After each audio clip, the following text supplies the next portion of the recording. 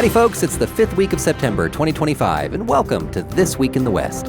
I'm Seth Spillman, broadcasting from the National Cowboy and Western Heritage Museum in Oklahoma City. On this podcast, we share stories of the people and events that shape the history, art, and culture of the American West, and those still shaping it today. He was one of Hollywood's greatest and most successful cowboys. He made a fortune in business and changed the landscape of Major League Baseball.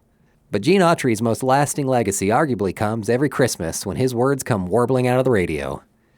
You know Dasher and Dancer, Prancer and Vixen, Comet and Cupid, Donner and Blitzen, but do you recall the most famous reindeer of all? Don't worry, folks, I won't subject you to my singing of it. Today we remember the singing cowboy on the week of his birth, September 29th, 1907. Gene Autry was born in Tioga, Texas, but his family soon moved north to Oklahoma, where young Gene grew up working cattle on his father's ranch.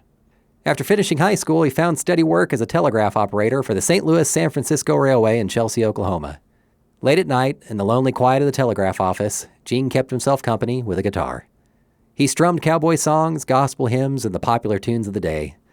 According to legend, one night, the young telegraph troubadour was overheard by none other than Will Rogers. Oklahoma's favorite son encouraged the lad to take his singing talent seriously. It was all the nudge that Autry needed. By 1928, he was singing on Tulsa's KVOO radio as Oklahoma's yodeling cowboy. A year later, he signed with Columbia Records, and his first hit came in 1932 with That Silver-Haired Daddy of Mine. That song sold hundreds of thousands of copies during the depths of the Great Depression. He worked in Chicago on the WLS-AM radio show National Barn Dance for 4 years, where he met singer-songwriter Smiley Burnette. Radio success brought film offers. In 1934, Autry and his sidekick Smiley were cast in Old Santa Fe.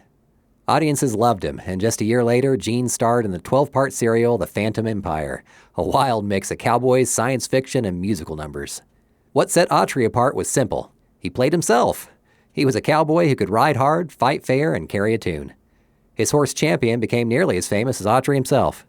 Between 1934 and 1953, Autry appeared in 93 films. He wasn't just a cowboy, he was a brand.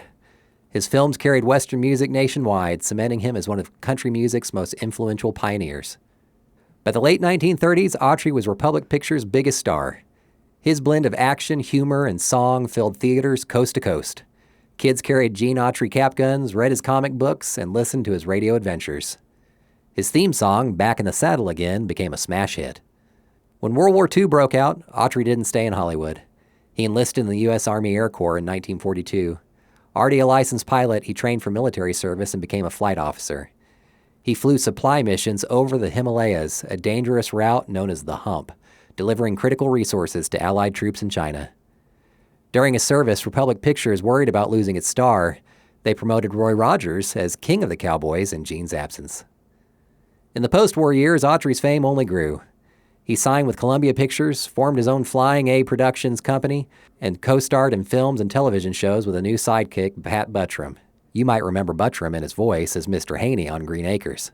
His Gene Autry show ran on CBS from 1950 to 1956, and the Melody Ranch radio show remained a favorite for 16 years. Meanwhile, Gene was recording music at a furious pace.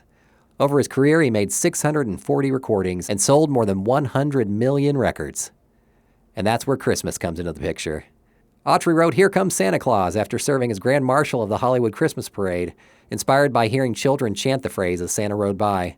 He recorded Rudolph the Red-Nosed Reindeer in 1949, and it became the first #1 hit of the 50s. Add in Frosty the Snowman and Up on the Housetop, and Gene Autry secured his place as the cowboy who defined Christmas. In 1953, Autry bought Monogram Ranch in California and renamed it Melody Ranch. It became a hub for film and television production, hosting classics like Gunsmoke.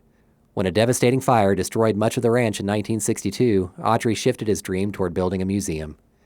That vision became the Autry Museum of the American West in Los Angeles. Gene also loved rodeo. He ran one of the largest rodeo stock companies in America, providing animals for major events across the West. For his contributions, he was inducted into the Pro Rodeo Hall of Fame in 1979. Autry was also a successful businessman. He invested in hotels, real estate, radio, and television stations.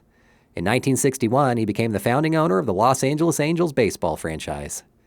The Angels never won a World Series during his lifetime, but when they finally did in 2002, players carried Gene's cowboy hat onto the field in tribute, and his song Back in the Saddle Again played over the loudspeakers. By the time of his passing in 1998, Gene Autry had done it all. He remains the only person with stars in all 5 categories on the Hollywood Walk of Fame: film, television, music, radio, and live performance. He was inducted into the Country Music Hall of Fame, the Nashville Songwriters Hall of Fame, and our own Hall of Great Western Performers. On November 16, 1941, the southern Oklahoma town of Berwyn renamed itself Gene Autry. And with that, we've finished our reindeer games on another episode of This Week in the West. Our show is produced by Chase Spivey and written by Mike Kaler. Follow us and rate us on Apple Podcasts or wherever you hear us. That'll help us reach more people. You can follow us on social media and online at thecowboy.org. Got a question or a suggestion? Drop us an email at podcast@thecowboy.org. We leave you today with the words of music legend Johnny Cash. Reflecting on the great people I've known, as an all-American image of goodness, justice, good over bad, nothing or no one comes closer than Gene Autry. Much obliged for listening, and remember, come find your West here at the National Cowboy and Western Heritage Museum.